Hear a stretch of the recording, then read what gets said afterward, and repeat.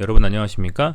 쩐데리TV의 쩐데리입니다. 구독, 좋아요, 알람 설정까지 부탁드리겠습니다. 주말 잘 보내고 계실 거라고 좀 생각이 듭니다.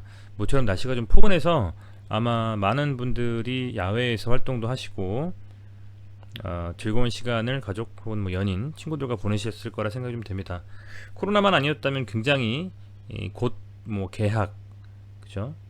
그리고 봄 이런 여러 가지가 겹쳐져 있는 2월 말부터 3월의 시간이기 때문에 아마 더욱더 뭐 행복한 시간들을 많이 보내셨을 텐데, 코로나 때문에 이렇게 시장에서 여러 가지로 많이 삶에도 그렇고요, 주식시장도 그렇고 영향을 받는 것 같습니다. 좀 안타까운데 빨리 종식이 좀 됐으면 좋겠습니다.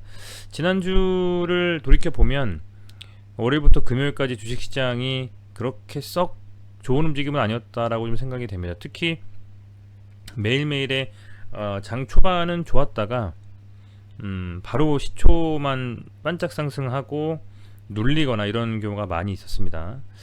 많은 이유들이 있었고, 하지만 그 중에서는 뭐 인플레이션에 대한 우려, 그리고 중국의 그 춘제, 우리나라의 구정이죠. 2월 11일부터 2월 17일까지 이렇게 중국의 춘제였었는데, 그때 큰 규모로 이제 그 춘제가 지난 이후에 18일날 인민은행이 유동성 회수에 나섰거든요. 44조 가량을 공개 시장 조작을 통해서 중국 시장에서 이제 유동성을 회수를 했습니다. 아무래도 현재 우리나라 시장에 만약에 빗대어 본다면 갑작스럽게 뭐 대출을 회수를 한다라든지요, 시장에 넘쳐 흘러나는 유동성을 상당 부분 정부 차원의 어떤 정책과 규제로 인해서 유동성 회수에 나선다라고 했을 때는 굉장히 파급 효과가 있었겠죠. 그런 측면에서 중국 시장이 좀 상당 부분 우려스러운 움직임과 우려스러운 어떤 뭐랄까요, 예측과 이런 게 나왔었는데, 그게 우리 국내 시장에도 영향을 좀 준 부분이 있었다라고 생각이 좀 됩니다. 그래서 그런 몇몇 가지의 이슈들 때문에 시장이 그렇게 강하게 가진 못했고, 안타까운 것은 또 미국에서는 중국과의 미중 무역 전쟁, 뭐 미중 갈등, 뭐 요런 좀 느낌으로 인해서 조금은 뭐랄까요, 이렇게 강하게 모멘텀으로 상승에 대한 방향성을 잡고 가기보다는 시장이 좀 조심스럽게 한 발 한 발 내리는 듯한 느낌이었습니다. 그래서 우리가 이 셀트리온 개별 종목을 보기 전에 지수를 좀 본다면, 지수 자체도 굉장히 좋은 자리, 중요한 자리에 위치해 있거든요. 아시겠지만 우리가 3000포인트를 넘고 나서 3000포인트가 그 밑에서 사실 종가 기준으로 빠진 적은 뭐 하루 정도밖에 없었습니다. 계속 3000포인트 위에서 상회하고 있고요. 2021년 1월달부터 2월달 딱 요 하루 정도 빼고는 3000포인트 위에서 마감을 좀 했다라고 보시면 됩니다. 그죠? 요 기간대에서는 넘고 나서는요. 근데 이제 한번 세게 누리나 싶었는데, 다행히 앞선 영상에서 제가 말씀을 좀 드렸지만 이 코스피 시장의 시초부터 해서 눌리고 나서 약 11시 반부터 해가지고 지금 쭉 상승하면서 다행히 마감을 해서 결국에는 상승으로 마감했어요. 저는 그래서 만약에 금요일날에 많이 좀 밀리고 그냥 끝나버렸다라고 하면 사실 좀 우려스럽다라고 좀 생각을 했을 것 같습니다. 왜냐하면 만약에 일봉상으로 이렇게 끝났다라는 거거든요. 그러면 다시 한 번 더 이 3000포인트를 지지하는지 확인해주고 가려고 하는 어떤 움직임에 거래량도 이렇게 많이 터졌기 때문에 그러면 한 번 더 눌렸다 가겠다, 뭐 이런 생각을 했을 텐데, 다행히 이렇게 캔들로 보면 아래 꼬리 단 어떤 양봉이었거든요. 소위 말하면 망치형 양봉이라고 볼 수도 있겠죠. 그만큼 매수세가 많이 들어왔다라는 거죠. 저가 매수세가. 보시면 그 저가 매수세는 그저 이 매독만 봤을 때, 종가 기준의 매독만 봤을 때는 개인이 많이 샀네라고 생각하실 수도 있겠습니다만, 저는 그렇게 보지 않습니다. 왜냐면 시간별로 봤을 때 이 순매매 현황을 보면, 이게 지금 아마 당일이 아니어서 이렇게 나와 있는 것 같은데요. 이거 시장 시간별로 보면요, 여기서 봤을 때 이게 코스피입니다. 코스피. 코스피를 보시면 장 초반에 이제 개인이 계속 지금 들어 올리고 하다가요, 이 순간부터 한 3시 순간부터 해가지고 금투가 계속 샀어요. 보시면 계속 순매도로 일관을 좀 하다가 거의 막판에 들어와서는 이 오히려 기관이 좀 담았다라는 겁니다. 웨이는 계속 팔고 마감을 했고요. 그래서 기관이 좀 담았다라는 점, 이 점을 좀 유념해서 보시면 될 것 같고, 금융투자에서 좀 3시 이후엔 담았다 이렇게 보시면 될 것 같습니다. 그래서 이 막판에 이렇게 아래꼬리 달면서 들어오려고 했던 것은 물론 대부분이 개인의 매수이긴 하지만 그중에 일부 기관의 힘도 있었다라는 겁니다. 그런 점. 그리고 코스닥 같은 경우에도 굉장히 좀 아래꼬리가 길죠. 그만큼 저가 매수가 많이 들어와서 추가적인 어떤 하락보다는 저가 매수로 인한 하방 경직성이 확실하게 좀 드러났다. 122평선 터치, 62평선 터치하고 이렇게 올라오는 이 아래꼬리가 상당 부분 저가로 빠지면 무조건 매수해서 들어올리겠다, 보유하겠다, 수량 늘리겠다, 이런 움직임을 가져갔다라는 거고요. 앞서서 말씀드린 것처럼 한번 보면 코스닥은 전일 역시 마찬가지로 외인과 기관의 순매도가 있었습니다만, 시간별로 한번 살펴보면요,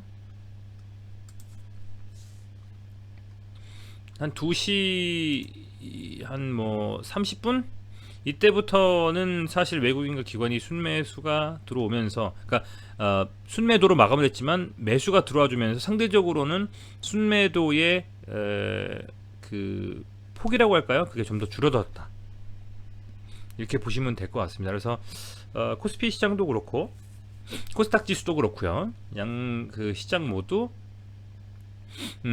금요일에 막판에 좀 이렇게 지수가 상대적으로는 뭐랄까요, 막판에 좀 이렇게 매수가 들어와 줬기 때문에 저는 뭐 개인적으로는 좀 다음 주 시장을 조금은 긍정적으로 볼 수 있겠다라고 생각하고 있고, 선물도 봤을 때는 보시면 개인은 계속 매도를 좀 임했고요. 외국인과 기관은 11시, 12시 넘어가면서 조금 더 순매수폭을 확대하면서, 특히 외국인이 그러면서 어쨌든 순매수로 좀 마감을 했다는 점, 이 점도 감안을 했을 때는 주말간에 안 좋은 이슈가 터지지 않는 이상은 다시 한번 코스닥은 1000포인트 그리고 코스피는 3300포인트 이상을 위해서 달려가는 움직임이 나오지 않겠나라고 좀 기대를 해보고 있습니다. 한번 다음 주 시장도 지켜보시면서 함께 이렇게 나눴으면 좋겠습니다, 대화를. 아울러서 이 서정진 셀트리온 그 전 회장이시죠, 지금 명예회장이라고 불러야 되는지 모르겠는데요, 분께서